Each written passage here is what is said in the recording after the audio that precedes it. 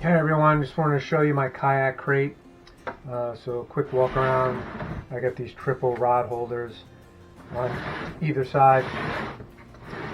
They are attached with zip ties on each rod holder, and then I have this larger, stronger bungee goes around the whole thing.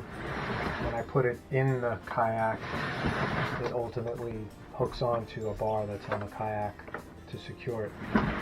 So on the inside, a couple of dry bags. I keep my fish finder in here, fishing rod holders, other miscellaneous stuff. This is a smaller one. Sometimes I put snacks and my phone in here. My bait boxes, they're empty right now. They're crankbaits in one, spinner baits and some frogs in the other, larger one for my soft plastics, so just 3 of those. It's my cup holder, bug spray, sunscreen, worm scent, and an Allen key. Of course, the rudder that goes onto my Jackson kayak. I have a Coosa FD. Digital scale. And then over here, hopefully you can see, I have this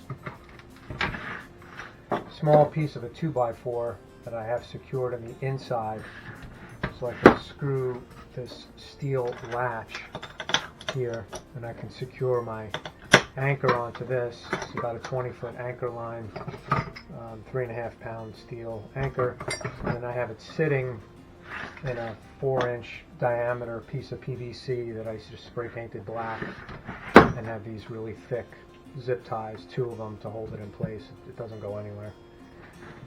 And then this piece of PVC is about a 2-inch diameter. It's about 2 feet long. This is to hold my parking pole, which is a 6-foot manual pole, just to anchor you in shallow water. And I have like 4 zip ties at the bottom.